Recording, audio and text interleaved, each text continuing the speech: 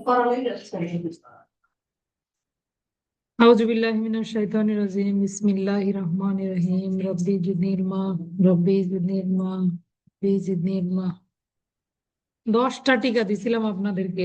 10টা টিকা যে এখন থেকে লিখিত পরীক্ষারও একটা প্র্যাকটিস হয়ে যাক। দেখি একটু কে কি লিখছেন। গ্রেপ্তার আপু এইটুকু লিখলে কিন্তু নম্বর পাওয়া যাবে না। পিআরবি 315-16 আপনি দুইটাই ব্যবহার করতে পারবেন। শুধু 316 দিলে বিনা পরোয়ানায় গ্রেপ্তারকে মিন করে, বুঝতে পারছেন?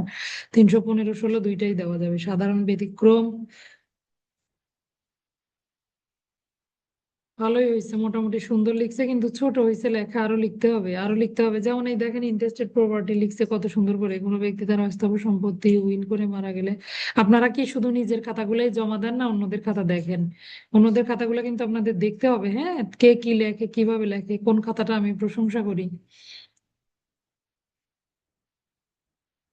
সুন্দর হয়েছে। ইন্টারেস্টেড প্রপার্টি মনে করেন এক পাতা। আমার কথা হলো টিকা আপনাকে একদম যে পাতা ভরিয়ে লিখতে হবে এমন না। আপনি টিকার সংজ্ঞাটা লিখলেন, সংজ্ঞা লেখার পরে এই সম্পর্কে কয়েকটা গুরুত্বপূর্ণ তথ্য দিলেন, 1 2 3 4 পয়েন্ট করে। নিচে আপনি ধারা দিলেন, আপনার খাতার পাতা ভরে গেল। একটা টিকা যেন আপনার এক পাতা হয়, এভাবে করে আপনি প্রস্তুতি নেন। পরীক্ষার হলে কতটুকু লিখবেন, এটা আমি যতই বলি যে 2 পাতা লিখবেন, 1 পাতা লিখবেন, ওই মুহূর্তে আপনার যতটুকু মনে থাকবে আপনি তো ততটুকুই লিখবেন। কিন্তু একটা আইডিয়াল হলো, নিয়ম হলো, আপনি টিকাটা যখন লিখবেন টিকার মধ্যে সকল তথ্য উঠে আসবে। সংজ্ঞা কি, কি কি শাস্তির ব্যবস্থা আছে, কোন কোন গুরুত্বপূর্ণ কোনো উপাদান আছে কিনা, গুরুত্বপূর্ণ বৈশিষ্ট্য সমূহ কি কি, কোন কোন ধারাগুলো সংশ্লিষ্ট, টিকার মধ্যে সবগুলো বিষয় উঠে আসবে। তাহলে আপনি কি করতে পারবেন? এক পাতা, একটা টিকা 1 পাতা হবে। 1 পাতায় আপনি 4 5টা টিকা লিখলেন, এটা হয় না। আপনাকে 1 পাতায় 6 নাম্বার দিবে? 3টা টিকা যদি আপনি 1 পাতায় লেখেন, 2 2 করে 6 দিবে? আমি আমার মতো মাস্টার হলে দিবে। আমি তো নাম্বার দিতেই আমার ভালো লাগে, যে এত কষ্ট করে লিখছে আমি নাম্বার দেই। আমার পরীক্ষায় কোনো ফেল নাই, তাও তো আপনাদেরকে ফেল দেই না। আচ্ছা, সাধারণ ব্যতিক্রম 76 ধারা মোতাবেক পরবর্তী অপরাধের দায় থেকে রেহাই পায় সাধারণ ব্যতিক্রম বলে। হয়েছে আপু, কিন্তু খুব বেশি ভালো হয়নি, মানে একদম খুব পছন্দ হলো না। হয়েছে, চলে। ফৌজদারি কার্যবিধির প্রশ্নের কথার মতো এতগুলো ধারা প্রথমেই দিবেন না, একটা ধারা দিয়ে শুরু করবেন। নিচে আপনি যখন পোস্টমর্টেম রিপোর্টটা লিখবেন তখন নিচে আপনি দিবেন সবগুলো ধারা।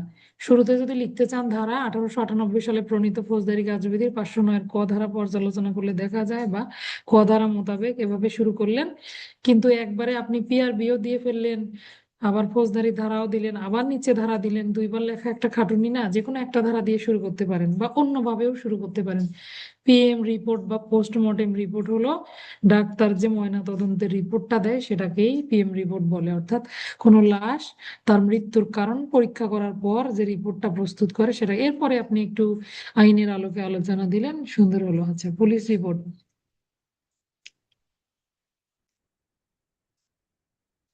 পুলিশ রিপোর্টটা সুন্দর হয়েছে, ভালো হয়েছে মোটামুটি। আচ্ছা, কোনটার পর কোনটা খাতা আসতেছে বোঝা যাচ্ছে না। সুরতাল রিপোর্ট, ফৌজদারি কাজ যদি 174 দিন, এতগুলা না, শুধু 174 দিয়ে লেখা শুরু করবেন।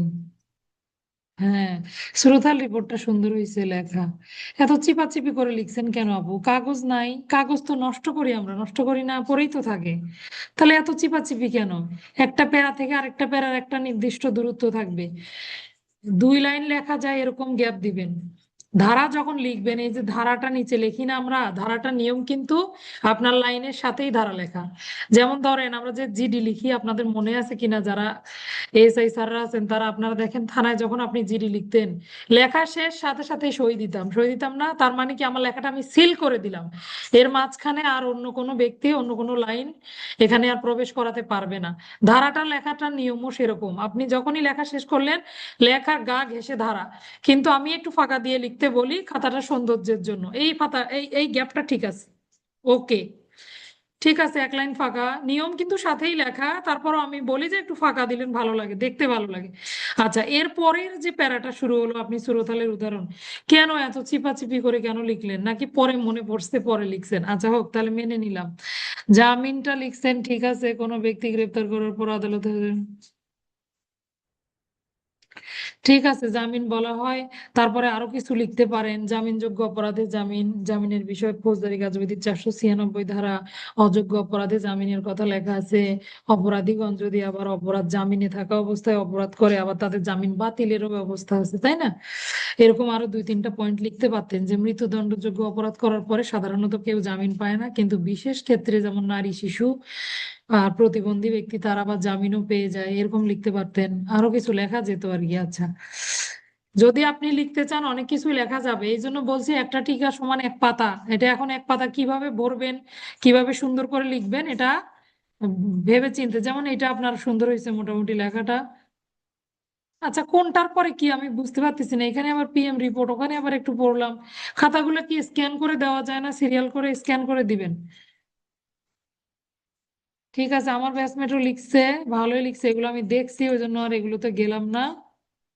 মোটামুটি ভালো হয়েছে লেখা। নীলু বাবুর লেখা অনেক সুন্দর হয়েছে।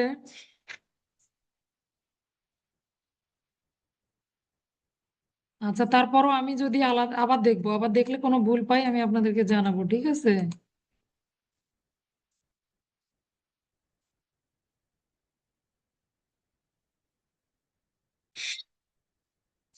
খাতাগুলো সংরক্ষণ করবেন। আপু ঠিক আছে, একদম আপনাকে যেভাবে বলছি 10টা 10 পাতা, আপনি অনেক ভালো লিখছেন। রোজিনা আপু এত ছোট করে লিখছেন কেন, এত চিপাচিপি? টিকা লিখলে টিকাটা হেডলাইন দিবেন, টিকাটা। টিকা যদি আসে তাহলে এভাবে এক দিয়ে না লিখে মাঝামাঝি লিখবেন, লিখে আন্ডারলাইন করে দিলেন। এই যে নীলুবাবুর খাতাটা দেখেন, জজ। জজ আপনি কি লিখছেন, জজ কি জিনিস? পেনাল কোডের কত ধারায় জজের বিষয়ে আলোচনা করা আছে, মানে আপনার খাতাটা দেখার সাথে জজটা আগে চোখে ভাসলো কিনা দেখেন। টিকাটা আপনারা মাঝখানে লিখেন, কোনো সমস্যা নাই। আমি যেভাবে বলি এভাবেই লেখেন, সুন্দর হবে জিনিসটা।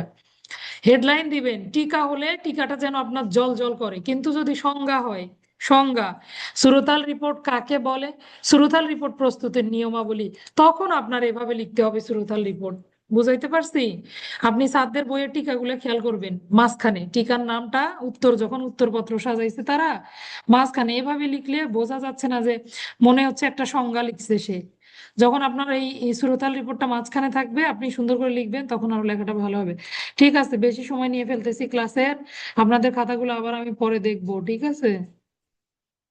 আর সবাই খাতায় নাম ঠিকানা লিখবেন। সবাই খাতায় নাম ঠিকানা লিখবেন। অপরাধমূলক ষড়যন্ত্রটা সুন্দর হয়েছে আবার। আচ্ছা, এই যে 1 2 3 4 5 6 7 আপনি লিখছেন, জজের যে বিভিন্ন ধরনের পদমর্যাদা লিখছেন, খুবই সুন্দর হয়েছে। কেন এগুলো নিচে নিচে লেখা যায়নি? এগুলো তো নিচে নিচে লিখলে আরো আপনার পরের পাতায় চলে যেত। এত হিসাব করা যাবে না, পড়ালেখা করতে আসে হিসাব। কত খাতায়, একটা খাতাও জীবনে কমপ্লিট করছেন নাকি? কত খাতা ছিঁড়ে ফেলেন, নষ্ট করেন কাগজ। সে বেলায় ইয়া নাই। আর কারো খাতা কম হলে আমাকে বলবেন, আমি খাতা কিনে পাঠিয়ে দিব, সমস্যা নেই। কত শত পেপার অহরহ নষ্ট হয়ে যাচ্ছে, যাচ্ছে না? কয়টা লিখি আমরা, এই যে ধরেন আমার কথাই বলি, মামলা যখন প্রিন্ট দেওয়া হয় তখন দেখা যায় যে এক পাতা প্রিন্ট দেওয়া হলো, আরেক পাতা রাফ, এই যে নষ্ট করে ফেলতেছি। তখন হিসাব করি না। আর পড়ার সময় আমি মুখস্থ লিখবো, এখন যদি আমি হিসাব করি। শারমিন আপু, আপনি নাম ঠিকানা এখানে মাঝখানে নাম দিচ্ছেন কেন? এইভাবে নাম দেওয়ার কোনো নিয়ম নাই। হয় উপরে লিখবেন, নাহলে খাতা শেষে নাম ঠিকানা লিখবেন। এক পাতায় লেখা যাবে না, লেখা একটা, একটা টিকা এক পাতায় হবে। এখন এই পাতা কিভাবে ভরবেন, অন্যদের খাতাগুলো ফলো করবেন, ঠিক আছে? বুঝাইতে পারছি? সাধারণ ব্যতিক্রমের সংজ্ঞাটা আমার পছন্দ হয়নি, এটা আমি আপনাদেরকে চেষ্টা করবো এগুলো পরে যেন লিখে দেওয়ার। আমার সাইফুল স্যারের লেখাগুলো সুন্দর, সে অনেক ভালো লিখছে। কিন্তু সবই ঠিক আছে, কিন্তু মানে আরো আমি চাচ্ছি একদম একবারে ব্যাখ্যা বিস্তারিত লিখতে। তাহলে হবে কি, মানে পড়তে পড়তে শেষ পর্যন্ত পরীক্ষার হল পর্যন্ত গিয়ে আপনার কি থাকবে, একটু হলেও থাকবে। আর না হলে আপনি 2 লাইন পড়লেন, 2 লাইন পড়লে আপনি অর্ধেক লিখবেন, 1.5 লাইন লিখবেন, তখন আবার আর একটা বিপদ হয়ে যাবে। বুঝতে পারছেন? ঠিক আছে, শেয়ারটা বন্ধ করে দেই। আপনাদেরকে বলছিলাম আজকে আপনাদের ক্লাস নাই, কারণ মানে আপনাদেরকে পড়া ধরবো না ওইভাবে। সালাউদ্দিন ভাইয়া অনুরোধ করছিল যে স্যার আপনি একটু যদি রিভিশন দিতেন, আপনি যদি পেনাল কোডটা রিভিশন দিতেন তাহলে সুবিধা হতো। আমরা দেখা যায় রেকর্ড শুনতাম, আর তাহলে আমাদের এটা শুনতে শুনতে আমাদের ইয়া হয়ে যেত, মুখস্থ হয়ে যেত। তা আমি আমি তো বেশি দূর যেতে পারিনি, তাই না? পেনাল কোড যেহেতু 511টা ধারা, মোটামুটি 250 ধারা বা তার বেশি ধারা যদি 2টা ক্লাসে থাকে রেকর্ডিং, তাহলে আমার মতে সুবিধা। তো উনি বলছে দেখে আমি ভাবলাম যে আজকে তাহলে একটু রিভিশন দেই, তাই না? জানি না আমি পারবো কিনা সঠিকভাবে, কারণ মামলার ভীষণ চাপ যাচ্ছে। আর আপনাদের ক্লাস নেওয়ার আগে যে আমি একটু নিজে স্টাডি করে আপনাদেরকে ভালো কিছু প্রেজেন্ট করব, এটা 2 তারিখের আগে পারবো না। 2 তারিখ পার হয়ে গেলে ইনশাল্লাহ তারপরের ক্লাসগুলো ভালো হবে। চেষ্টা করব আমি শতভাগ, বুঝতে পারছেন? একটু ব্যস্ততা যাচ্ছে আর কি কাজের। ঠিক আছে, তাহলে শুরু করি। যেহেতু রিভিশন, আপনারা শুধু মনোযোগ দিয়ে শোনেন, কিন্তু হ্যাঁ, ক্লাস শুনতে শুনতে ঘুমিয়ে পড়া যাবে না। ক্লাসের মাঝখানেও পড়া জিজ্ঞাসা করবো, এমন না যে একবারে আমি রিভিশন দেবো দেখে আপনি রেকর্ডিং শুনতে শুনতে ঘুমিয়ে গেলেন, এই সুযোগ নাই। আচ্ছা, শুরু করি। সর্বপ্রথম দণ্ডবিধি আইনটা কিভাবে প্রণয়ন হলো, কিভাবে আসলো, এগুলো নিয়ে তো প্রথম যে ক্লাসটা আছে সেটা আপনারা যদি দেখে নেন তাহলে হবে। এত কিছুতে যাচ্ছি না, কারণ অনেক সময় লাগবে, অনেক লম্বা পড়া। তো শুরুতেই হলো দণ্ডবিধি আইনের নাম। এক ধারায় লেখা আছে, এক ধারায় বলা আছে দণ্ডবিধি, এই আইন দণ্ডবিধি বলে অভিহিত হবে। কিন্তু আপনাদেরকে আমি সাজেস্ট করি, আপনারা যখন লিখবেন তখন পেনাল কোড লিখবেন, বাংলায় পেনাল কোড এভাবে লিখতে পারবেন। তাহলে পেনাল কোড আইনটা এক ধারাতেই বিস্তারিত বর্ণনা আর কি। পেনাল কোড আইনটা কত সালের আইন? 1860 সালের 45 নম্বর আইন। কথা কি ভালো শোনা যাচ্ছে? রেকর্ডিং কি চলে নাকি বোঝাও তো যাচ্ছে না? একটু দেখে নেই, দাঁড়ান। চলে। আচ্ছা, তাহলে পেনাল কোড আইন 1860 সালের আইন, 1860 সালের 45 নম্বর আইন। 45 নম্বর আইন। এবার আসেন, প্রণয়ন হলো কবে আর কার্যকর হলো কবে? প্রণয়ন হলো 1860 সালেই প্রণয়ন, আর 1862 সালে কার্যকর, অর্থাৎ 2 বছর পরে গিয়ে 6 অক্টোবর প্রণয়ন হয় আর 1 জুলাই কার্যকর হয়। আপাতত এই দুটো তারিখ জানলেই হবে। আপনার আইন কমিশন গঠন বলেন বা এগুলোর খসড়া প্রস্তুতি কখন কখন ইয়া হলো, এত ডিটেলসে না গেলেও হবে। কারণ এমসিকিউ পরীক্ষার প্রশ্নগুলো যদি আপনি খেয়াল করেন, ওইভাবে অত বেশি সাল কিন্তু আমাদের আসে না, তাই না? কাজে আমার মতে এত বেশি চাপ নেওয়ার প্রয়োজন নাই। তো এই এই কয়েকটা এইটুকু জানলেই হবে। পেনাল কোড কত সালের আইন, কত নম্বর আইন, কতগুলো ধারা আছে? 511টা ধারা আছে, 23টা অধ্যায় আছে, যদিও ওইভাবে আসে না। এরপরে আসেন, এক ধারাটা গেল যে এই আইন দণ্ডবিধি আইন বলে অভিহিত হবে। এরপরে 2 ধারা, অর্থাৎ যে কোনো, শুধু দণ্ডবিধি না, যে কোনো আইনের বিধান পরিপন্থী কাজ কোনো ব্যক্তি করলেই সেই ব্যক্তিকে অপরাধের আওতায় নিয়ে আসা যাবে এবং তাকে দণ্ডের ব্যবস্থা করা যাবে। এটাই হলো 2 ধারার বিবেচ্য বিষয় বলতে পারি, বা ভাষ্য। অর্থাৎ কোনো ব্যক্তি যদি পেনাল কোডে যে বিধানগুলো বর্ণিত আছে এর পরিপন্থী কোনো কাজ করে, তাহলে তাকে পেনাল কোড অনুযায়ী শাস্তির আওতায় নিয়ে আসা যাবে। এরপরে আসেন 3 ধারাটা দেখি। 3 ধারায় বলা আছে বাংলাদেশের বাইরে সংগঠিত কিন্তু আইন বলে বাংলাদেশের অভ্যন্তরে বিচারযোগ্য। অর্থাৎ বাংলাদেশের বাইরে যদি কোনো বাংলাদেশি নাগরিক কোনো অপরাধ করে বাংলাদেশে আসে, তাহলে এই দণ্ডবিধি আইনের অধীনে তার বিচার করা যাবে। এরপর আসেন 4 ধারায় বলছে শুধু 3 ধারার যে ব্যাপারটা, এটাকে আরেকটু সম্প্রসারণ। অর্থাৎ কেবলমাত্র বাংলাদেশি নাগরিক বিদেশে গিয়ে করলেই তাকে দণ্ডবিধির আওতায় বিচার করা যাবে এমন নয়।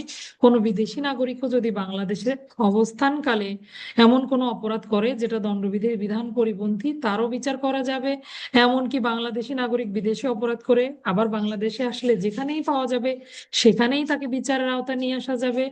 বাংলাদেশের রেজিস্ট্রিকৃত কোনো বিমানে বা জাহাজে যদি অপরাধ অনুষ্ঠিত হয়, সেক্ষেত্রেও তাকে বিচারের আওতায় নিয়ে আসা যাবে। এটাকে বলে অতিরাষ্ট্রিক অপরাধ বা অতিরাষ্ট্রিক প্রয়োগ, আইনের অতিরাষ্ট্রিক প্রয়োগ।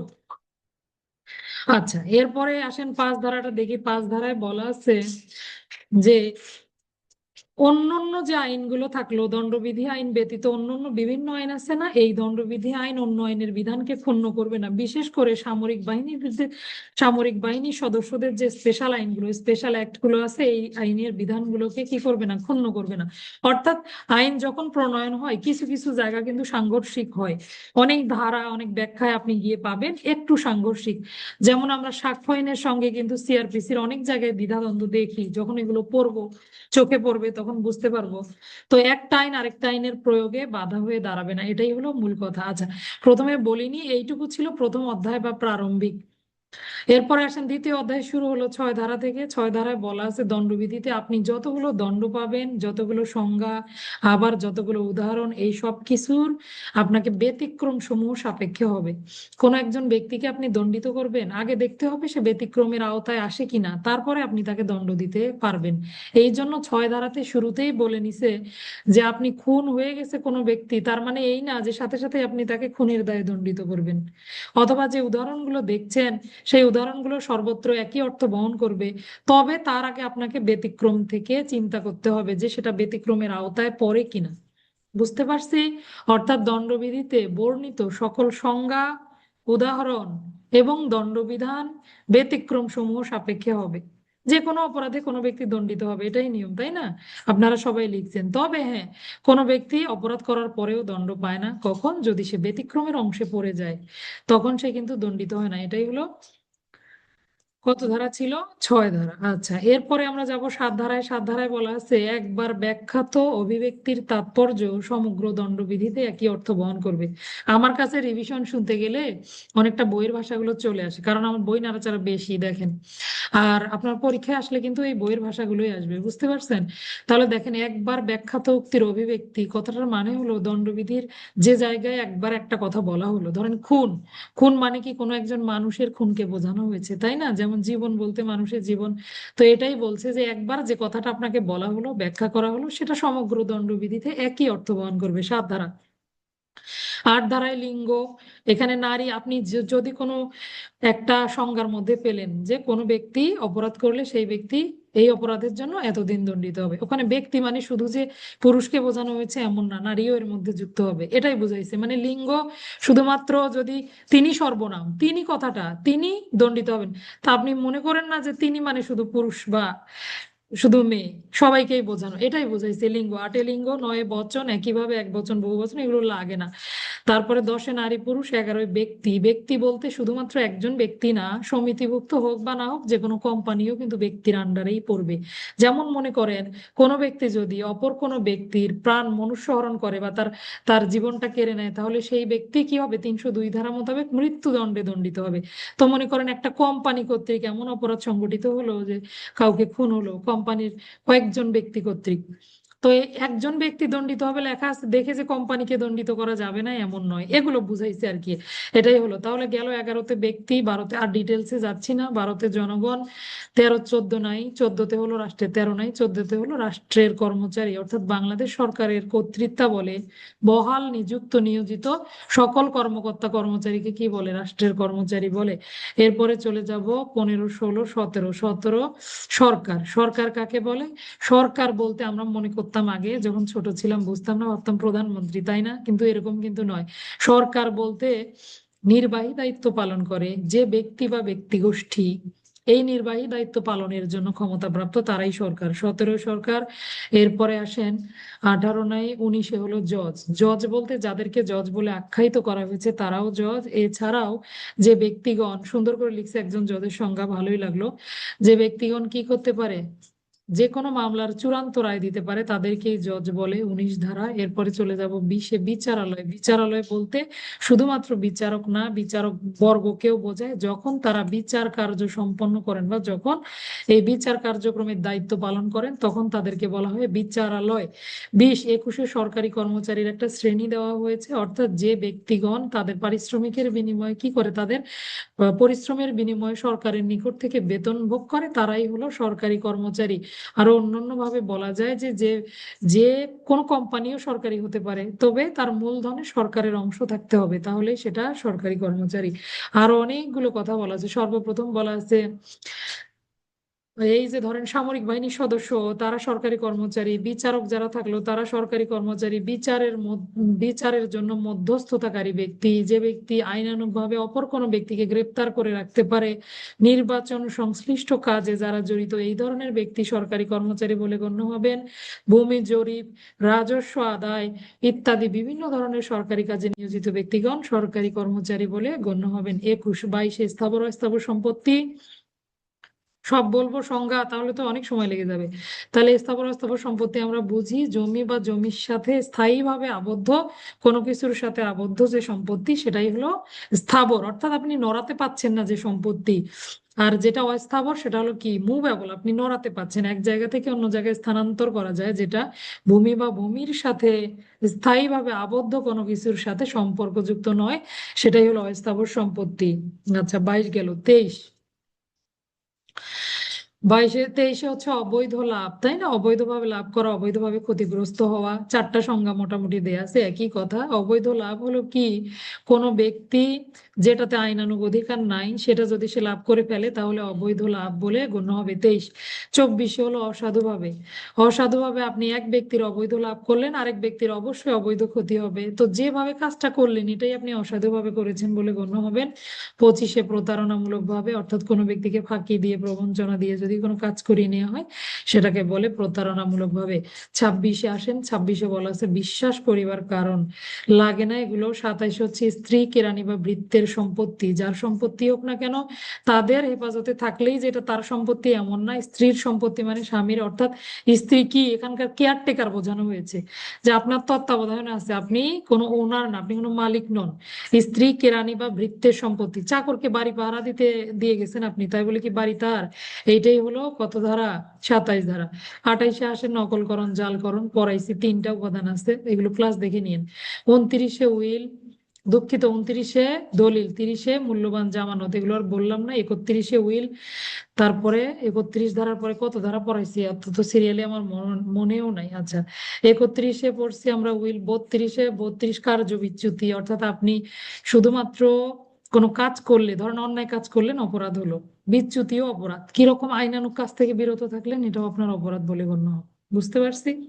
তাহলে কার্য বিচ্যুতি 32। তারপরে 33 ধারা আপনাদেরকে পড়াইনি, 33 34 পড়াইছি। একই অভিপ্রায় পূরণ কল্পে যখন একাধিক ব্যক্তি কোনো কাজ সম্পাদন করে করে তখন প্রত্যেকে সমানভাবে দোষী বলে গণ্য হবে।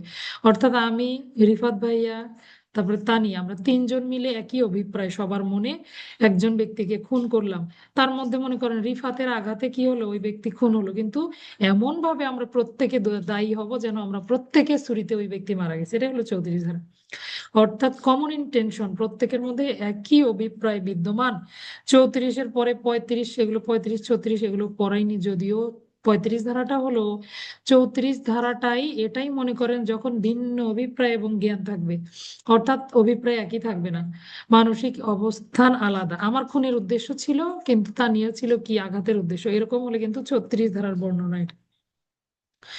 আচ্ছা, এরপরে 36 37 পড়াইনি। 38 39 হচ্ছে স্বেচ্ছাকৃতভাবে। স্বেচ্ছাকৃতভাবে মানে আপনি পরিণাম জানেন, জানার পরেও এই কাজ করলেন, তাহলে আপনি এটা স্বেচ্ছাকৃতভাবে করেছেন বলে গণ্য হবেন। 39 40 অপরাধ। 41 হচ্ছে বিশেষ আইন। 42 স্থানীয় আইন। 43 অবৈধ আইনত সম্পাদন করতে বাধ্য। 44 44 ক্ষতি। 45 সবগুলো মনেও নেই, আমি জানি না কোথায় গিয়ে আটকাবো। আচ্ছা, 44 ক্ষতি। 45 জীবন। 46 মৃত্যু। 47 প্রাণী। 48 বছর মাস। 48 জাহাজ। 49 হলো বছর মাস, এগুলো সংজ্ঞা দেয়া আর কি, কোনটাকে কি বলে। 50 হলো ধারা। 51, 51 কি পড়ছিলাম, 51 হচ্ছে হলফ বা শপথ করা। 52-তে সদ্বিশ্বাস। 52-র কয় হলো আশ্রয়দান। এই পর্যন্ত ছিল সংজ্ঞার যে অংশটা, দ্বিতীয় অধ্যায়। 53 থেকে শুরু হয়েছে দণ্ডসমূহ। দণ্ড 6 প্রকার পড়িয়েছি আপনাদেরকে, দণ্ড 6 প্রকারই পড়তে হবে। এখানে একটু অনেকগুলো ধারা বাদ গিয়েছে অবশ্য। 53-তে দণ্ড 6 প্রকার, দেখে নিবেন। 54-তে হলো সরকার কোন ব্যক্তিকে মৃত্যুদণ্ডে দণ্ডিত করলে তার এই মৃত্যুদণ্ডটা হ্রাস করতে পারেন, অর্থাৎ দণ্ড হ্রাসকরণ, সেই ব্যক্তির অনুমতি ব্যতীত কি করতে পারেন, দণ্ডটা কমিয়ে ফেলতে পারেন। 54 55-তে বলছে যাবজ্জীবন কারাদণ্ড দেয়া যায় এমন ব্যক্তিরও দণ্ড কমিয়ে তার বিনা অনুমতিতেই 20 বছর পর্যন্ত বা 20 বছরের নিচে কারাদণ্ডে দণ্ডিত করতে পারেন। তাহলে 53 54 55 গেল। এবার আসেন 55-র কয়ে বলছে, 54 এবং 54-র কয়ে, দুঃখিত, 55 এবং 54, 54-র কয়ে সরকারকে যে ক্ষমতা দেয়া আছে, 55, দুঃখিত আমি মনে হয় উল্টো পাল্টা বলতেছি, 54 55-তে সরকারকে যে ক্ষমতা দেয়া আছে, 55-র কয়ে রাষ্ট্রপতিও একই ধরনের ক্ষমতা প্রয়োগ করতে পারবেন। আচ্ছা, এরপরে আসেন 56 ধারা। 56 ধারা মনে হয় নাই, তারপরে সরাসরি পড়ছিলাম 57 ধারা, দণ্ডের মেয়াদের ভগ্নাংশ। যখন কোনো ব্যক্তি কারাদণ্ডে দণ্ডিত হবে আবার তার অর্থদণ্ডও থাকবে, তখন সে যদি অর্থদণ্ডটা দিতে না পারে অবশ্যই তাকে কারাদণ্ড ভোগ করতে হবে। এই কারাদণ্ড ভোগ করার জন্য যে আপনি অর্থদণ্ড কত টাকার বিনিময়ে আপনাকে কতদিন কারাভোগ করবেন, এই হিসাবের গরমিল মেটানোর জন্য যাবজ্জীবন কারাদণ্ড সমান কত বছর, 30 বছর গণ্য করে হিসাবটা করতে বলছে। এটাই হলো 57 ধারা, দণ্ডের মেয়াদের ভগ্নাংশ। 57-র পরে সরাসরি ছয় প্রকার ভাইয়া, ক্লাসগুলো শুনে নিবেন অবশ্যই। আচ্ছা, এরপরে আসেন দণ্ডের মেয়াদের, কেন বলতে হবে দণ্ডগুলো 6 প্রকার কি কি? মৃত্যুদণ্ড, যাবজ্জীবন কারাদণ্ড, কারাদণ্ড, অর্থদণ্ড, জরিমানা, আর হলো সম্পত্তি বাজেয়াপ্তকরণ। এই 6 প্রকারের দণ্ড। কারাদণ্ডের শ্রেণী আছে, এটা আপনি বাদ দেন। দণ্ড কি 5 প্রকার? আমি কি ভুল বলতেছি নাকি? আমি মনে হয় ভুলই বললাম। আচ্ছা, একটু দেখে নেই, দাঁড়ান, রিফাত ভাইয়া যেহেতু জিজ্ঞাসা করলো। 5 প্রকারই তো হওয়ার আর কথা। 6 প্রকার, 3 নম্বর যেটা বাতিল, এই জন্য 5 প্রকার। ও, দণ্ড তো 5 প্রকারই হবে। আপনারা দয়া করে দণ্ড কারেকশন নেন একটু, আমি দুঃখিত আসলে বলার সময় ওইভাবে খেয়াল নাই। দণ্ড কিন্তু 5 প্রকার হবে। আচ্ছা, কত ধারা পর্যন্ত গেলাম? ভাইয়া দণ্ড 5 প্রকার, ঠিক আছে, ভালো করছেন জিজ্ঞাসা করে। কারণ রেকর্ডিংটা যারা শুনতো তারা সবাই ভাবতো যে এ কি স্যার আবার 5 প্রকার পরে আবার 6 প্রকার বলতেছে কেন। আসলে বলার সময় ওটা আমার মিস হয়ে গেছে। আচ্ছা, আমি দুঃখিত। কত ধারা পর্যন্ত গেলাম ভুলে গেলাম। আপনারা কি কি এগুলো রিকোয়েস্ট দেন, আমি তো বুঝি না। এগুলো আসে কেন ইয়াতে? আমার কিন্তু ল্যাপটপে সব আসে আছে। তাহলে আমরা 54, 55, 56, 57 গেছি। আচ্ছা, 57-র পরে সরাসরি 60 ধারা আছে, দেখেন। আপনারা ধারাগুলো নেন নাই, কিন্তু এগুলো কিন্তু গুরুত্বপূর্ণ জায়গা, এমসিকিউ আসতে পারে। 60 ধারায় বলা আছে এই যে দণ্ডগুলো দিবে, তখন কোনো ব্যক্তিকে যখন কারাদণ্ড দিবে, কারাদণ্ড সম্পূর্ণ সশ্রম বিনাশ্রম হতে পারে, আংশিক সশ্রম বিনাশ্রম হতে পারে। 60 ধারা। এরপরে সরাসরি পড়ছিলাম 60 ধারার পরে পড়ছি 63 ধারা। অর্থদণ্ড দিল, মনে করেন আদালত রিফাত ভাইয়াকে অর্থদণ্ড দিল। কিরকম অর্থদণ্ড দিল? লেখা থাকলো এরকম, 2 বছর কারাদণ্ড এবং অর্থদণ্ডে দণ্ডিত হবেন। কিন্তু অর্থদণ্ড কতটা সেটা উল্লেখ থাকলো না। এই অর্থদণ্ডটা অত্যাধিক হতে পারে, অসীম হতে পারে, কিন্তু অত্যাধিক হবে না। কিরকম একটা জটিল কথা বলেন। অত্যাধিক হবে, অসীম হবে কিন্তু অত্যাধিক হবে না। অর্থাৎ যে ব্যক্তিকে দণ্ডিত করবে অপরাধ এবং তার সামর্থ্যের সাথে সঙ্গতি রেখে তারপরে তাকে দণ্ডিত করবে। বুঝতে পারছি? এই জন্য কিন্তু ভাষাটা এভাবে লেখা। তাহলে কি কি পড়লাম? 57 দণ্ডের মেয়াদের ভগ্নাংশ। 60-এ বলছে দণ্ড পুরোটা সশ্রম, পুরোটা বিনাশ্রম, আংশিক সশ্রম, আংশিক বিনাশ্রম হতে পারে।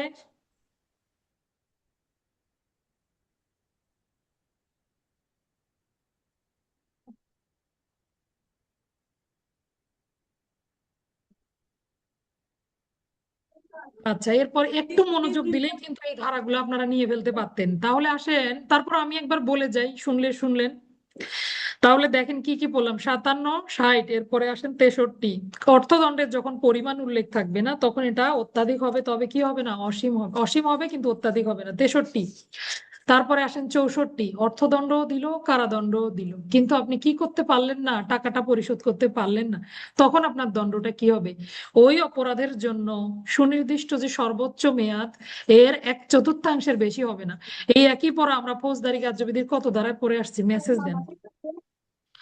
অর্থাৎ কোনো ব্যক্তি অর্থদণ্ড কারাদণ্ড দুটোই যদি দেয়, এবং তিনি কারাদণ্ডের যে কারাদণ্ড, তিনি অর্থদণ্ড কারাদণ্ড খাটলেন, অর্থদণ্ড দিতে পাচ্ছেন না, সামর্থ্য নাই, তো উনি আরো চাইলেন যে ঠিক আছে, আমি যখন অর্থদণ্ড দিতে পাচ্ছি না, তাহলে আমি আরো কারাভোগ করব। এই যে কারাভোগটা, সেটা সর্বোচ্চ মেয়াদের 1/4 বেশি হবে না। ওই অপরাধের জন্য যে দণ্ড দেয়া যায় তার সর্বোচ্চ মেয়াদের 1/4 বেশি হবে না। এই কথাটা বলা আছে কত ধারায়? 65 ধারায়। এরপরে আসেন 65, তারপরে 66, 67 আছে। 66 ধারায় আবার বলা আছে দণ্ডের প্রকৃতি। ওই দণ্ড যদি আপনার অর্থদণ্ড অনাদায় কারাদণ্ড হয়, এগুলো আপনারা নিতেই চান না, একটু সহজভাবে নেন তাহলেই দেখবেন সহজ লাগতেছে। অর্থদণ্ড আপনি দিতে পারলেন না, তাহলে কারাদণ্ড হবে। তো এই কারাদণ্ডটা আপনার সশ্রম হবে না বিনাশ্রম হবে? প্রকৃতি কেমন হবে?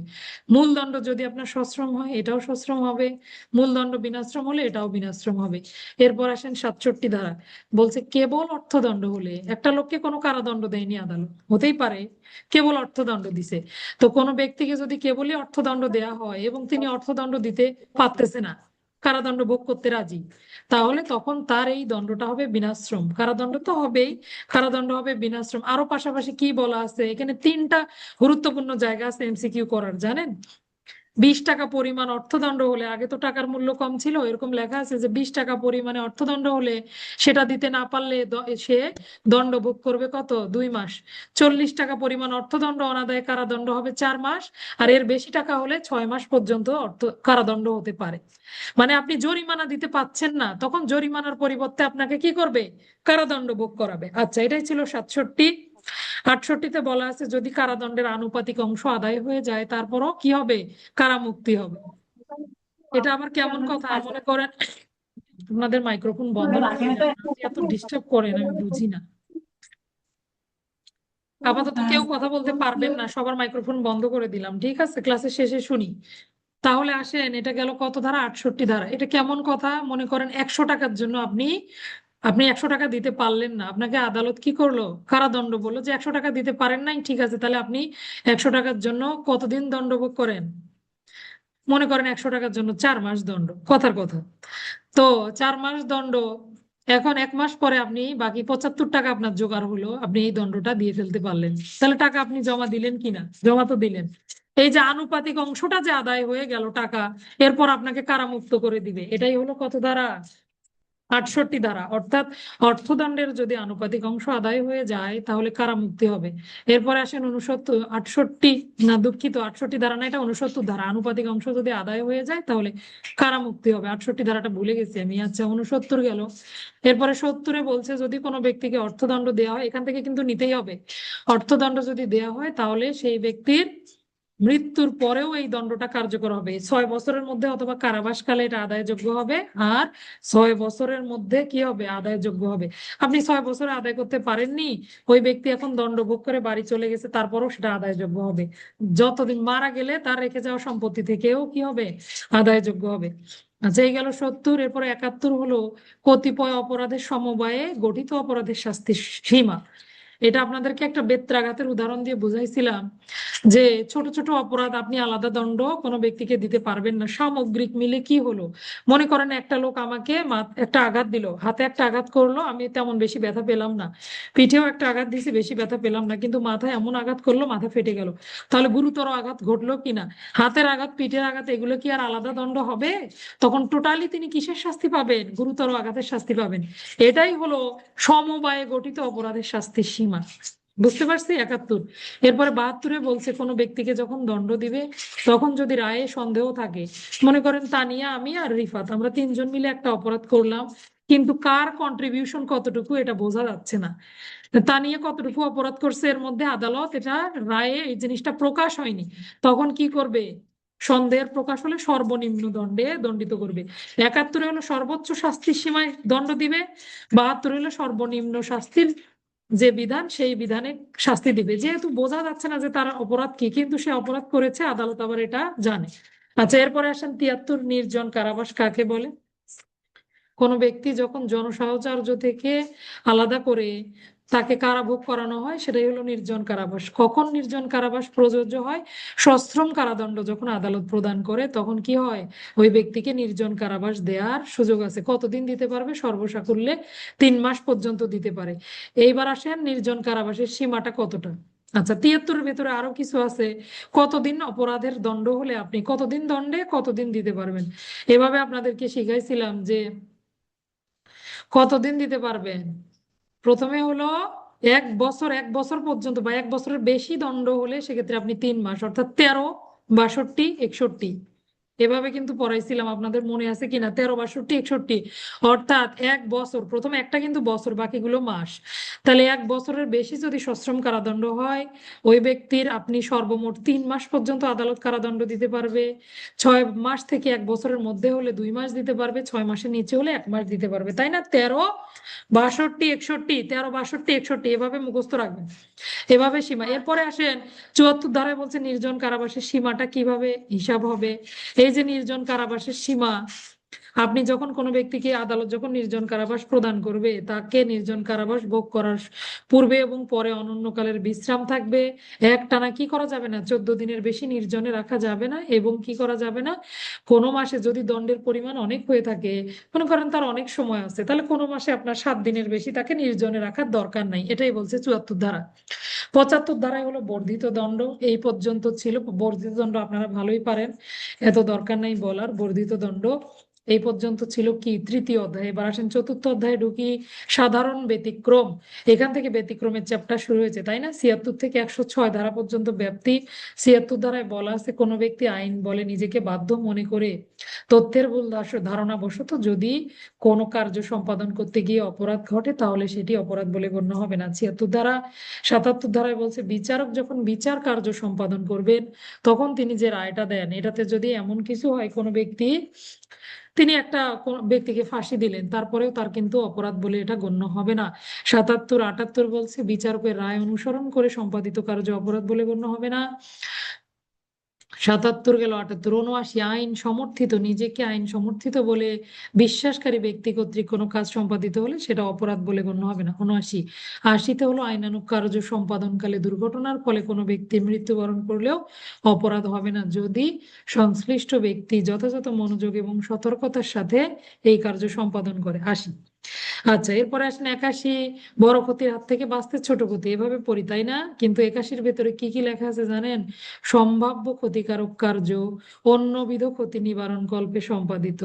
অর্থাৎ আপনার অপরাধমূলক জ্ঞানও নাই, অভিপ্রায়ও নাই, কিন্তু আপনি জানেন যে আপনার কাজটা ক্ষতিকারক, অন্য ক্ষতি নিবারণের জন্য অন্যবিধ ক্ষতি নিবারণ কল্পে সম্পাদিত কার্য অপরাধ বলিয়া গণ্য হবে না। 81 82 9 বছরের কম বয়স্ক শিশুদেরকে কি বলে? ডোলিন ক্যাপেক্স বলে, অর্থাৎ ইনক্যাপেবল অফ ডুইং হার্ম, তারা কোনো অপরাধ করতে অক্ষম, অপরাধ করতে পারেই না, তাদের ওই বোধ বুদ্ধি হয় নাই। 82 83-তে 9 থেকে 12 বছর পর্যন্ত বয়সের শিশুরা, তাদের আবার একটা শর্ত আছে, যদি পরিপক্ক জ্ঞান হয় সেক্ষেত্রে ভিন্ন কথা, পরিপক্ক না হলে অপরাধ নয়। 84 পাগল ব্যক্তি, পাগল ব্যক্তির কৃত কাজ অপরাধ বলে গণ্য হবে না। 85 অনিচ্ছাকৃতভাবে প্রমত্ত বা মাতাল হয় যে ব্যক্তি, যার জ্ঞান বুদ্ধি বিচার শক্তি থাকে না, সেই ব্যক্তির কাজ অপরাধ বলে গণ্য হবে না।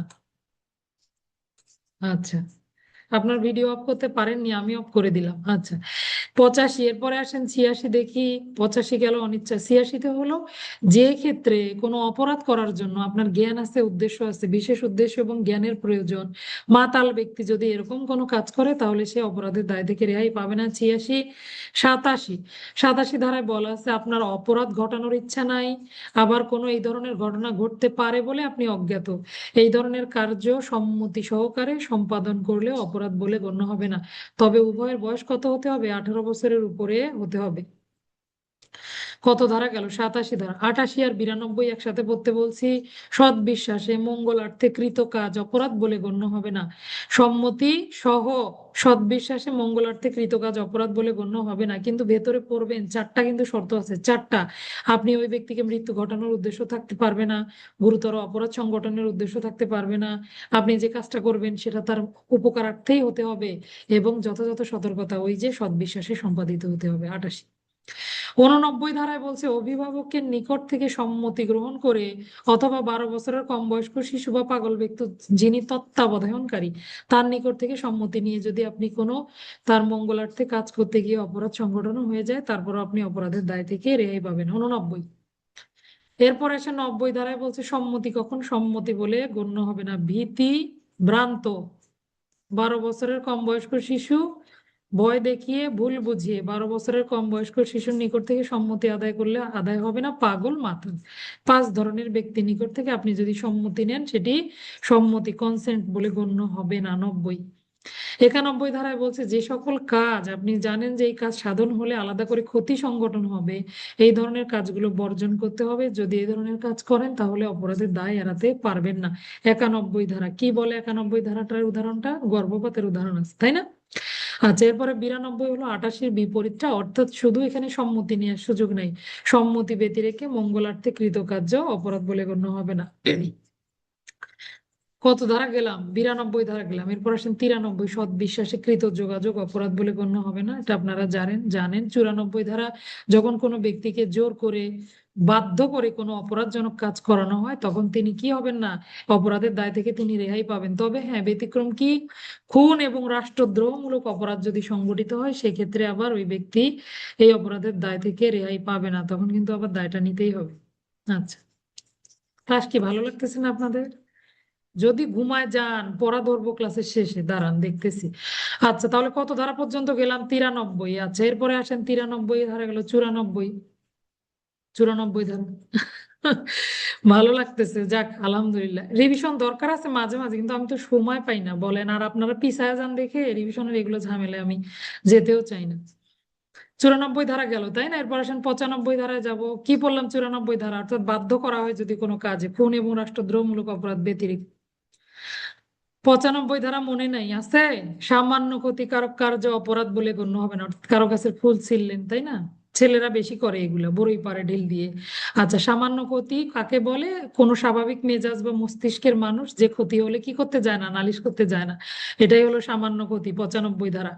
এরপর থেকে শুরু হয়েছে একটু আরো একটু ব্যতিক্রমী, বেশ বিশেষ ব্যতিক্রম বলে, যদি বিশেষ ব্যতিক্রম বলে না, সাধারণ ব্যতিক্রমেই বলে, কিন্তু একটা বিশেষ অধ্যায়, তাই না? আত্মরক্ষার ব্যক্তিগত অধিকার সম্পর্কিত। তাহলে সর্বপ্রথম 96 ধারায় বললো যে আত্মরক্ষার ব্যক্তিগত অধিকার প্রয়োগকালে কৃত কোনো কাজ অপরাধ বলে গণ্য হবে না। এই আত্মরক্ষার ব্যক্তিগত অধিকার আপনি দুইটি ক্ষেত্রে প্রয়োগ করতে পারবেন। 97 ধারা কি কি?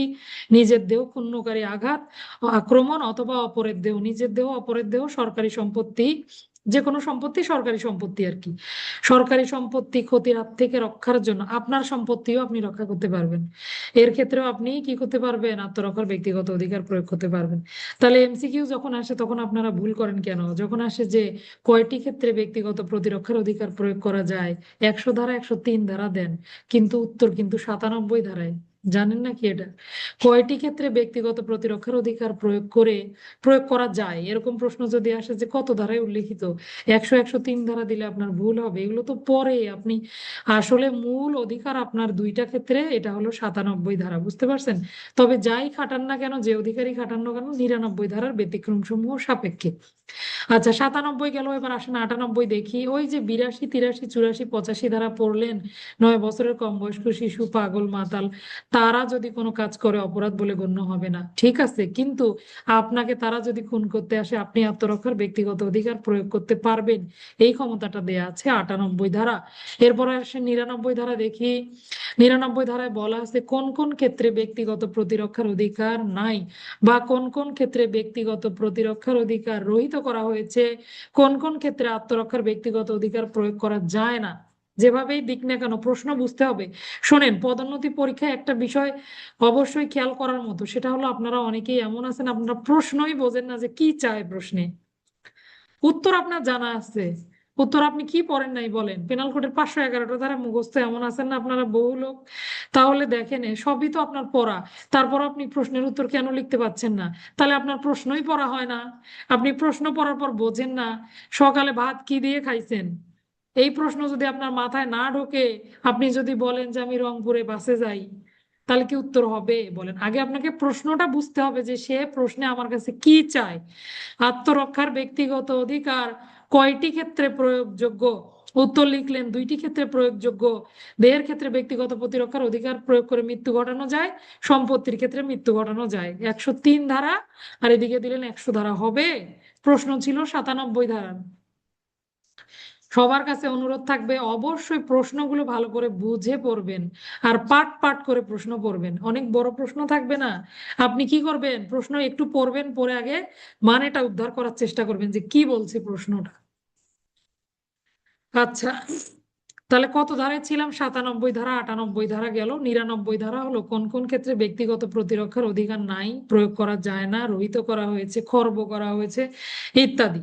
তাহলে সর্বপ্রথম চারটা কথা। প্রথম কথা হলো পদাধিকার বলে বা সৎ বিশ্বাসে একটা লোক তার পদ বলে, অধিকার বলে, সৎ বিশ্বাসে সরকারি দায়িত্ব পালন করছে। এই দায়িত্ব পালন করতে গিয়ে সে তো আপনাকে গুরুতর আঘাত দিতে আসে নাই, সে আপনার মৃত্যু ঝুঁকিও তৈরি করে নাই, তাহলে আপনি ব্যক্তিগত প্রতিরক্ষার অধিকার কিভাবে প্রয়োগ করবেন? এটা একটা।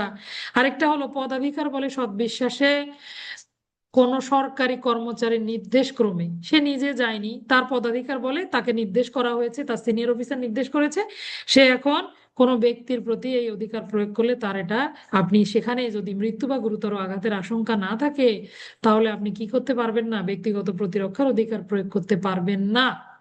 তাহলে দুইটা গেল। একটা হলো পদাধিকার বলে সৎবিশ্বাসে কোনো সরকারি কর্মচারী কর্তৃক সম্পাদিত, আরেকটা হলো পদাধিকার বলে সৎবিশ্বাসে সরকারি কর্মচারীর নির্দেশ ক্রমে সম্পাদিত।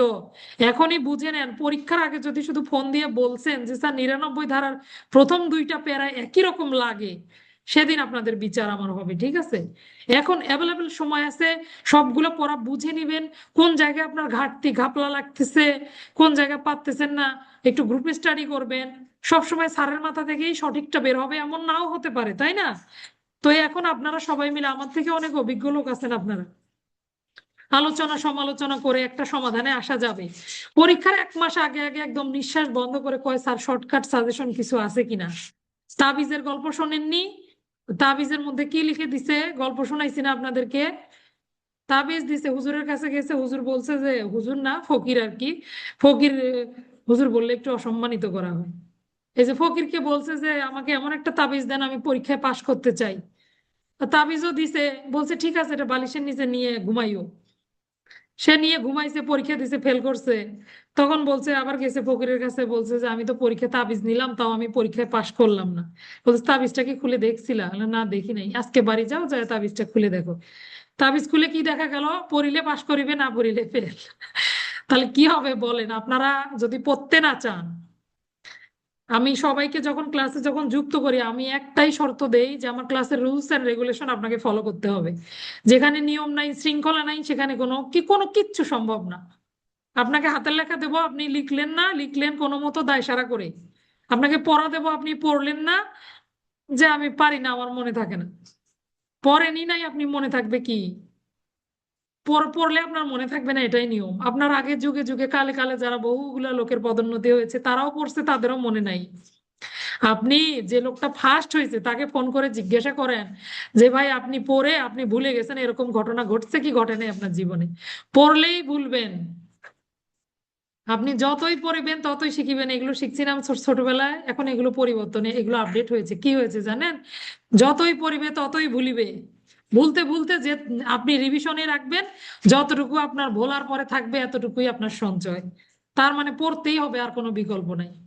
আপনি যতই পড়েন আপনি ভুলে যাবেনই যাবেন। আমি ভুলে যাচ্ছি না, আমি তো প্রতিদিন আপনাদের পড়াই, তারপরও ভুলে যাই না? এটা এরকমই। আর আপনার তো এখন শুধু পড়ালেখা না, আপনার কত কিছু মেন্টাল স্ট্রেস নিতে হয়। পড়াটাও করতেছেন জোর করে, ভুলভাল একটু হতেই পারে, এর মধ্যেই চেষ্টা করেন না। সমস্যা কি? কোনো মতো আপনি 300-র ভিতরে থাকলেই হবে, যারা সাব ইন্সপেক্টর পরীক্ষা দিচ্ছেন। আর যারা এএসআই পরীক্ষা দিচ্ছেন, তারা খালি পাস আর ফেলের এই বাউন্ডারিটা টপকালেই হবে ইনশাল্লাহ। আচ্ছা, যাক, দুঃখিত, আমি অন্যদিকে কথা বলে ফেললাম। 99 ধারা গেল, 2টা পয়েন্ট। এরপরে আসে 99 ধারার 3য় পয়েন্ট। আপনি যদি সরকারি কর্তৃপক্ষের আশ্রয় নেওয়ার সুযোগ থাকে, তাহলে আপনার ব্যক্তিগত প্রতিরক্ষার অধিকার প্রয়োগের দরকার নাই। আর একটা লোকের উপর আপনি যতটুকু ক্ষতি সাধন করলে আপনি এখান থেকে রেহাই পেতে পারেন, এর অতিরিক্ত ক্ষতি সাধন করারও দরকার নাই। এই একই কথা আমরা বেআইনি সমাবেশ ছত্রভঙ্গের ক্ষেত্রে পড়েছি না? একটা যে প্রশ্ন করলাম আপনাদেরকে, যে একটু মেসেজ দেন, লিখলেন কেউ? কি পড়া পড়ছেন আপনারা? সিআরপিসি ভুলে গেছেন? আগামী 2টা ক্লাস পরে আমি একটু ফ্রি হয়ে নিলে 2 দিনে সিআরপিসি রিভিশন হবে ইনশাল্লাহ, ভালোভাবে রিভিশন হবে। 2 পার্টে সিআরপিসিও রিভিশন পাবেন আপনারা। আচ্ছা, তাহলে আসেন 99 ধারা গেল, 4টা পয়েন্ট বুঝলাম না আমরা। এরপর আসেন 100 ধারাটা দেখি। 100 ধারা হলো, 100 ধারা কিন্তু ব্যক্তিগত প্রতিরক্ষার অধিকার প্রয়োগ করা যায় এমন না। ব্যক্তিগত প্রতিরক্ষার অধিকার প্রয়োগ করে কখন মৃত্যু ঘটানো যায়, এবার আপনার প্রশ্নের উত্তর হলো 100 ধারা। তাহলে 100 ধারায় দের ক্ষেত্রে ব্যক্তিগত প্রতিরক্ষার অধিকার প্রয়োগ করে কখন মৃত্যু ঘটানো যায়, পয়েন্ট 6টা বলতে হবে। এমন আক্রমণ, যে আক্রমণ প্রতিহত করা না হলে মৃত্যুই হবে একমাত্র পরিণতি। এমন আক্রমণ, যে আক্রমণ প্রতিহত করা না হলে গুরুতর আঘাতই হবে একমাত্র পরিণতি। ধর্ষণের অভিপ্রায় আক্রমণ, অপ্রকৃত কাম লালসা চরিতার্থ করিবার অভিপ্রায় আক্রমণ। আর কি? এমন অবস্থায় কোনো ব্যক্তিকে, কয়টা বললাম? 4টা বললাম, তাই না? মনুষ্যহরণ বা অপহরণের অভিপ্রায় আক্রমণ। আর এমন অবস্থায় কোনো ব্যক্তিকে আটক করে রাখা যেন তিনি সরকারি কর্তৃপক্ষের আশ্রয় নিতে অসমর্থ হয়। মানে তাকে এমন করে আটক করে রাখার অভিপ্রায় আক্রমণ যেন তিনি সরকারি কর্তৃপক্ষের আশ্রয় নিতে অসমর্থ হয়, তাই না? এরপরে আসেন 101 ধারায় বলছে, 10টা বেজে গেছে, কখন শেষ করব? একটু দ্রুত শেষ করে দিই, হ্যাঁ। এরপরে আসেন, এগুলো তো জানেন আপনারা। 100 ধারা গেল, 101 ধারা আসেন। 101 ধারায় বলছে 100 ধারার যে কথাগুলো, এগুলো বাদে অন্য কোনো ক্ষতি হলে আপনি কি করতে পারবেন? ওই ব্যক্তিরও অন্য মৃত্যু ব্যতীত অন্য ক্ষতি সাধন করতে পারবেন। 101, 102 দেহের ক্ষেত্রে ব্যক্তিগত প্রতিরক্ষার আরম্ভ স্থিতিকাল। 102, 103-এ বলছে সম্পত্তি। সম্পত্তি, ঠিক আছে ভাইয়া, ঠিক আছে। সম্পত্তি সম্পর্কিত ব্যক্তিগত প্রতিরক্ষার অধিকারের আরম্ভ ও স্থিতিকাল। অনেকেই অনেক দেরিতে ক্লাসে জয়েন করছেন, তো তাদের জন্য আবার কষ্ট, রিভিশন ক্লাস শুনতেও তাদের বোরিং লাগে।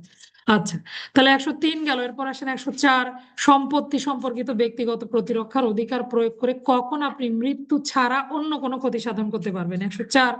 105 বলছে সম্পত্তি সম্পর্কিত ব্যক্তিগত প্রতিরক্ষার অধিকারের আরম্ভ ও স্থিতিকাল।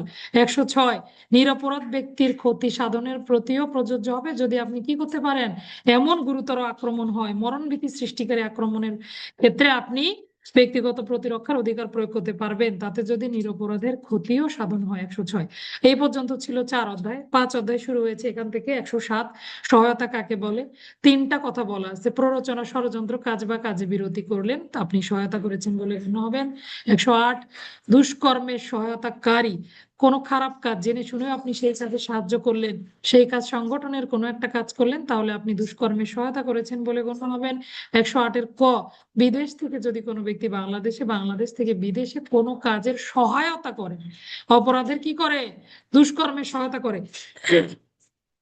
108-এর ক। আচ্ছা, এরপরে আসেন 108-এর ক এর পরে 109 ধারা, অর্থাৎ কোনো অপরাধ কোনো ব্যক্তির সহায়তার ফলে অপরাধ অনুষ্ঠিত হলো, কিন্তু এই অপরাধে ওই ব্যক্তিকে সহায়তাকারী হিসেবে দণ্ডিত করার জন্য কি নাই, দণ্ডবিধিতে সুস্পষ্ট বিধান নাই, শাস্তির বিধান নাই, তখন ওই ব্যক্তিকে 109 ধারা মোতাবেক দণ্ডিত করা যাবে। যেমন মিথ্যা সাক্ষ্যদানের সহায়তা, সাক্ষ্যদানের ফলে যদি কোনো ব্যক্তি দণ্ডিত হয়, বা আপনার মিথ্যা সাক্ষ্যদান যদি সহায়তা করলেন, উনি সাক্ষ্য দিয়ে দিল, তাহলে যিনি সাক্ষ্য দিল তিনি শুধু মিথ্যা সাক্ষ্যদানের জন্য 193, আর যিনি সহায়তা করলো 109, 193, এভাবে দণ্ডিত হবেন।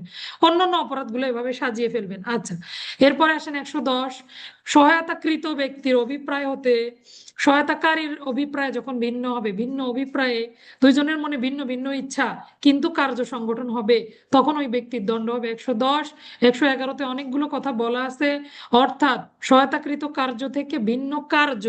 10-এর ব্যাপারটা অভিপ্রায় ভিন্ন, 11-র ব্যাপারটা কাজ ভিন্ন, ভিন্ন কার্য সংগঠন হলে তখন সহায়তাকারীর দায় দায়িত্ব। 111 গেল। 112, এই যে যখন সহায়তা, যে কাজে সহায়তা দিলেন সেই কাজ সংগঠিত হলো, আরো অন্য কাজও সংগঠিত হলো, এবং আপনি সহায়তাকারী হিসেবে আপনার জানা থাকলো যে এই ব্যক্তি কি করতে পারে, আরো অন্য অপরাধও করতে পারে, তখন আপনাকে ক্রমপুঞ্জিত শাস্তির জন্য দণ্ডিত করা হবে। আপনাকে দণ্ড দুটোরই নিতে হবে। 112। 113, ফলাফল ভিন্ন, পরিণতি ভিন্ন। 113। 114, অপরাধ সংঘটনকালে সহায়তাকারী যদি উপস্থিত থাকে, সরাসরি প্রত্যক্ষ অংশগ্রহণ নাই কিন্তু ঘটনাস্থলে উপস্থিতি, তাদেরকে উস্কানিও দেয়, তারপরেও সেই ব্যক্তি দণ্ডিত হবে। কত?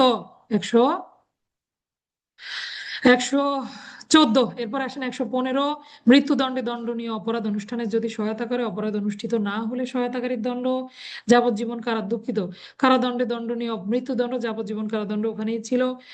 তারপরে কারাদণ্ডে দণ্ডনীয় অপরাধ অনুষ্ঠানের জন্য সহায়তাকারী ব্যক্তি যদি সহায়তার ফলে অপরাধ অনুষ্ঠিত না হয়, তাহলে সেই ব্যক্তির দণ্ড 116। এরপরে আসেন 116-র পরে 117, 10-এর অধিক ব্যক্তিকে সহায়তার জন্য দণ্ড। 118, 20, এই দুটো একসাথে পড়ি আমি। অর্থাৎ কোনো অপরাধমূলক ষড়যন্ত্র, আপনি জানেন যে কোনো অপরাধ সংঘটিত হবে, জানার পরেও আপনি ষড়যন্ত্র গোপন করলেন, এটা যদি মৃত্যুদণ্ডে হয় 118, কারাদণ্ডের ক্ষেত্রে মৃত্যুদণ্ড, যাবজ্জীবন কারাদণ্ড 18, আর কারাদণ্ডের ক্ষেত্রে 120। 119 কি? সরকারি কর্মচারী কর্তৃক এই ষড়যন্ত্র গোপনকরণ। 119। তাহলে 20 পর্যন্ত হয়ে গেল। এরপরে আসেন কত অধ্যায়? 6 ক অধ্যায়, সম্ভবত না 5 ক অধ্যায়। 5 ক অধ্যায় 120-এর ক খ, এই দুইটা ধারা দিয়ে দুইটা অধ্যায়, যে অধ্যায়গুলা ক দিয়ে সেই ধারাগুলাও ক দিয়ে। আচ্ছা, তাহলে আসেন অপরাধমূলক ষড়যন্ত্র কাকে বলে? 120-এর ক, সংজ্ঞা, শাস্তির বিধান হলো 120-এর খ। এরপরে 121 থেকে শুরু হয়েছে সামরিক বাহিনী সংক্রান্ত যে অপরাধগুলো, এই অপরাধ 121, দুঃখিত, রাষ্ট্রদ্রোহমূলক যে অপরাধগুলো, এই অপরাধগুলো শুরু হয়েছে 121 থেকে। 121, বাংলাদেশের বিরুদ্ধে যুদ্ধ ঘোষণা করা, যুদ্ধ ঘোষণার উদ্যোগ গ্রহণ করা ইত্যাদি অপরাধের শাস্তি। 121। 121-এর কয়ে বলছে এগুলোর জন্য ষড়যন্ত্র করা। 122-এ বলছে অস্ত্রশস্ত্র, লোকবল এগুলো সংগ্রহ করা, অস্ত্রশস্ত্র, লোকবল, গোলাবারুদ, 3টা জিনিস সংগ্রহ করা। 122। 123, 123 তো ভুলে গেছি আমি। 123-এর কটা মনে আসে? রাষ্ট্র সৃষ্টির নিন্দা, সার্বভৌমত্বের বিলোপ সমর্থন। 123-এর ক এর পর 124, রাষ্ট্রপতি, গভর্নর, প্রমুখ ব্যক্তি। ও আচ্ছা আচ্ছা, সরকারি কর্ম, যে কাজে বাধ্য নয় সেই কাজে ভয় ভয় ভীতি প্রদর্শন করে সেই কাজে বাধ্য করা। যাক, ভুলে গেছি, এটা একটু দেখে নিন। আচ্ছা, 124-এর ক রাষ্ট্রদ্রোহ, 123-এর ক পড়লাম। 124 হলো সরকারি কর্মচারী, গভর্নর, তাদেরকে ভয় দেখিয়ে কোনো কাজে বাধ্য করা। 123টা কি? ও, যুদ্ধ সুগম করার জন্য ষড়যন্ত্র গোপনকরণ। রাইট রাইট, ভুলে গেছিলাম। আচ্ছা, এরপরে আসেন 124 হলো, 124-এর ক হলো রাষ্ট্রদ্রোহ। 125, এগুলো পড়াই নেই তাই না? আচ্ছা, আমি একবার রিভিশন দিয়ে যাই। 125-এ বলা আছে বাংলাদেশের সাথে মৈত্রী সূত্রে যারা আবদ্ধ তাদের রাষ্ট্রে কি করা? যুদ্ধ ঘোষণা করা বা যুদ্ধ অনুষ্ঠান করা। 125।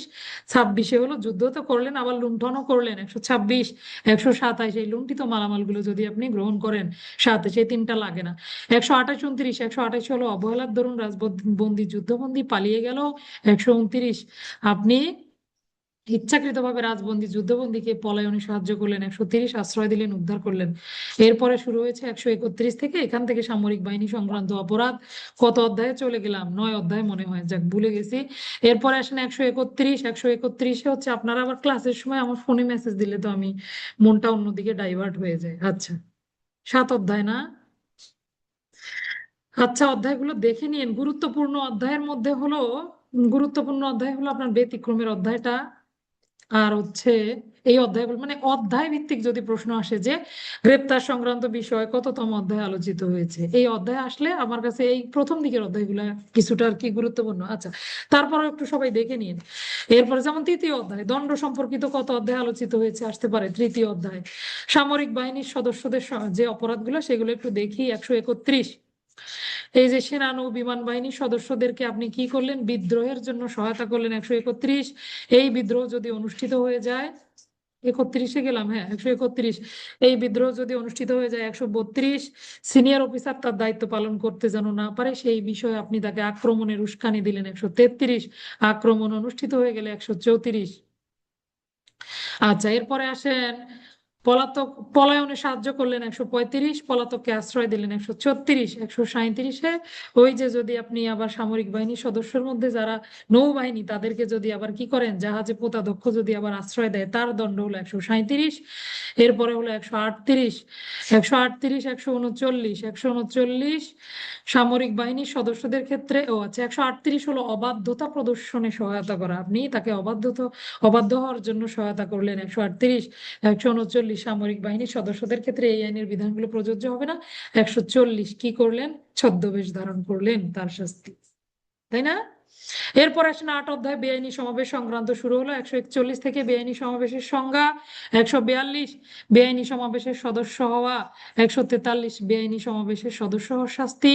144, মারাত্মক অস্ত্রে শস্ত্রে সজ্জিত হয়ে বেআইনি সমাবেশ। 145, 145, বেআইনি সমাবেশ ছত্রভঙ্গ করার নির্দেশ দান করার পরেও যদি আপনি গাঁট মেরে সেখানে অবস্থান করেন, আপনার দণ্ড। 145। 146-এ দাঙ্গা কাকে বলে? 147-এ দাঙ্গার শাস্তি। 148, আমার সাথে সাথে আপনারাও মনে মনে রিভিশন দেন, হ্যাঁ। 148, মারাত্মক অস্ত্রে শস্ত্রে সজ্জিত হয়ে দাঙ্গা অনুষ্ঠান। 148। এরপরে 149, ওই যে বেআইনি সমাবেশে অংশগ্রহণকারী প্রত্যেক সদস্য সমানভাবে দোষী হবে, কারণ কি? তাদের সাধারণ উদ্দেশ্য একই ছিল। 149, 150, লোক ভাড়া করলেন, ভাড়ার কাজে সায় দিলেন বেআইনি সমাবেশের ক্ষেত্রে, দণ্ড 150। 151, 5 বা ততোধিক ব্যক্তির সমাবেশ, কিন্তু বেআইনি বলা হয়নি তাই না? 5 বা ততোধিক ব্যক্তির সমাবেশ ছত্রভঙ্গ নির্দেশ দান করার পরেও যদি সেটাতে অবস্থান করেন, কত? 151। 152, সরকারি কর্মচারী দাঙ্গা দমন করতে গেল, আপনি তাকে বাধা দিলেন। 152। 153, দাঙ্গা করার জন্য আপনি বেপরোয়াভাবে উত্তেজনা দান করলেন। 153 ক, কি শ্রেণী? বিভিন্ন শ্রেণী আছে না, গরিব শ্রেণী, মধ্যবিত্ত শ্রেণী, শ্রমিক শ্রেণী, তারপরে আরো অনেক শ্রেণী থাকে না, এই শ্রেণী সমূহের মধ্যে শত্রুতা করার জন্য উত্তেজনা দিলেন। 153 ক। 153 খ, ছাত্রদেরকে রাজনৈতিক কার্যকলাপের জন্য উত্তেজিত করা। 154। 154 কি? 154, 155, 156, তিনটা ধারা একসাথে নেন। কিভাবে? প্রথমটা হলো, যেই ব্যক্তির জমিতে ঘটনা ঘটবে তার দায় দায়িত্ব, তিনি যদি সংবাদ না দেন, আমার জমিতে বেআইনি সমাবেশ দাঙ্গা হবে, আমি বুঝতে পারলাম আমার এলাকায় হবে, সংবাদ দিলাম না, 154। যেই ব্যক্তির উপকারার্থে হবে, 155। আর যে ম্যানেজার বা কেয়ারটেকার থাকলো জমির, তার দণ্ড 156। 54 জমিতে, যার জমিতে। 55 যার উপকারে। 56 যে কেয়ারটেকাররা দায়িত্বে থাকলো তাদের দণ্ড। ঠিক আছে, 54 যদি নিতে চান, না নিতে চাইলে বাদ দেন, শুধু 154 নিলে হবে। 157 বেআইনি সমাবেশের ভাড়াটিয়াদেরকে আশ্রয় দান করা। 158 ভুলে গেছি। 159 মারামারি। 158 কি ভাড়া, নিজে ভাড়াটিয়া হওয়া। আচ্ছা, 158। 159 হলো মারামারি কাকে বলে, 160 হলো মারামারির শাস্তি। এরপর থেকে শুরু হয়েছে ঘুষ গ্রহণ সংক্রান্ত অধ্যায়। 161 সরকারি কর্মচারী কর্তৃক বৈধ পারিশ্রমিক ব্যতীত ঘুষ গ্রহণ। 161। 162 সরকারি কর্মচারীর উপরে প্রভাব খাটিয়ে কোনো কাজ করিয়ে নেওয়ার উদ্দেশ্যে ঘুষ গ্রহণ। 163 সরকারি কর্মচারীর উপরে ব্যক্তিগত প্রভাব বিস্তার করার জন্য ঘুষ গ্রহণ।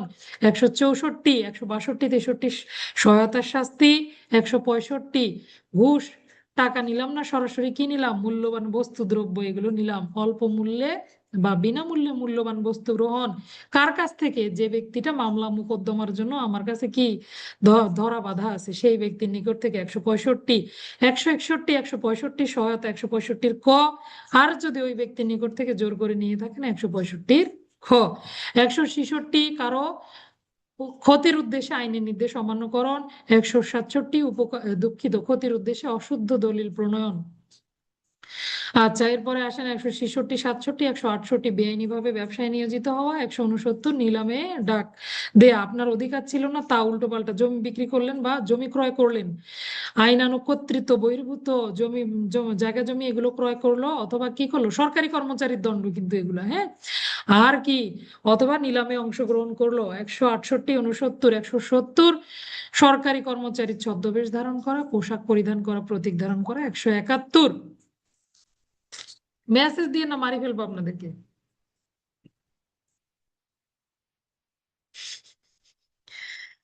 আচ্ছা, এরপরে আসেন 172 থেকে শুরু হলো এই যে সমন অমান্য করা, সরকারি কর্মচারীর আইনসঙ্গত কর্তৃত্ব অবমাননার দায়ে যে অপরাধগুলো, তাই না? তাহলে 172 একটু মনে আছে কিনা দেখি পড়াগুলা। 172 পড়ছিলাম আমরা, যদি কোনো সরকারি কর্মচারী সমন জারি করে আর আপনি এড়ানোর জন্য পলায়ন করেন, আপনার দণ্ড 172। 173 সমন জারি বা প্রকাশনায় বাধা সৃষ্টি করা। 174 সরকারি কর্মচারীর আদেশের আজ্ঞা অনুযায়ী হাজির না হওয়া। 175 দলিল দাখিলের নির্দেশ পাওয়ার পরও আপনি দলিল দাখিল করলেন না। 175 176 নোটিশ দিলেন না, তথ্য দিলেন না। 565 সংবাদ দিলেন না। 177 তথ্য দিলেন কিন্তু মিথ্যা তথ্য সরবরাহ করলেন, অর্থাৎ তথ্য প্রদানে, দুঃখিত, তথ্য প্রদানে বাধ্য ব্যক্তি কর্তৃক ইচ্ছাকৃত ত্রুটি করা। 176 77 গেল। 78 থেকে শুরু হয়েছে আরো বেশি অবাধ্যতা। 78 শপথ গ্রহণে অস্বীকার। 79 প্রশ্নের জবাব দিতে অস্বীকার। 80 বিবৃতিতে স্বাক্ষর করতে অস্বীকার। 81 শপথ করেও মিথ্যা বিবৃতি দেয়া। 82 সরকারি কর্মচারীর ক্ষমতা প্রয়োগের ব্যাপারে কি করা, আপনি অন্য কোনো সরকারি কর্মচারীকে দিয়ে কি করলেন, মিথ্যা তথ্য প্রকাশ করলেন, আপনি ওনার ক্ষমতা প্রয়োগ করে আরেকজনকে হয়রানি করলেন, আপনার দণ্ড 182। 83 আইনানুগ সম্পত্তি গ্রহণে বাধা। মনে করেন আপনি ক্রোক করতে গেলেন, সম্পত্তি তো আপনি গ্রহণ করবেন, আপনাকে বাধা দেওয়া হলো। 183 সম্পত্তি বিক্রয়ে বাধা। 184 নিলামে অংশগ্রহণ করা। 185 তাহলে একটা ছিল সামরিক বাহিনীর সদস্যদের, দুঃখিত, একটা ছিল সরকারি কর্মচারী কর্তৃক। এই অংশ এটাও সরকারি কর্মচারী কর্তৃক, তবে হ্যাঁ, অন্য কেউ গিয়ে আপনার নিলামে বাধা দিল, তার আইনানুগ কর্তৃত্ব ছিল না, সেটা নিলাম অংশগ্রহণ করার, তারপর অংশগ্রহণ করলো, তার সেই ব্যক্তির দণ্ড। আচ্ছা, কত ধারায় গেলাম, ভুলে গেলাম তো, কত ধারায় গেলাম। আচ্ছা, কত ধারায় গেলাম, 188 বা 187 পড়লাম, তাই দুঃখিত, 186 পড়লাম। আচ্ছা, 84 183 84 85 186 হলো সরকারি, 185 পড়লাম তাই না, 186 হলো সরকারি কাজে বাধা, যে কোনো সরকারি কাজে বাধা। 186 এরপরও পরে, হ্যাঁ, এরপরে হলো, এইভাবে মনে থাকে না, তোমাদেরকে দিকে দেখলে আমি পড়া ভুলে যাই, চোখ বন্ধ করলে আমার মনে পড়ে। আচ্ছা, এরপরে গেল সম্পত্তি গ্রহণে বাধা, সম্পত্তি বিক্রয়ে বাধা, নিলামে বাধা। এরপরে আসেন 186 বললাম, যে কোনো সরকারি কাজে বাধা। এরপরে 187 সাহায্য করার জন্য বাধ্য ব্যক্তি কর্তৃক সাহায্য না করা।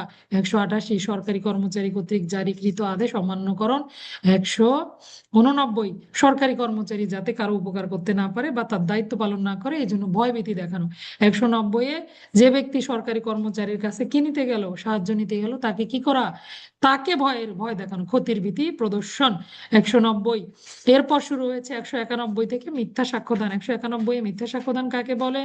192 মিথ্যা সাক্ষ্য তৈরি করা। 193 মিথ্যা সাক্ষ্য দানের শাস্তি।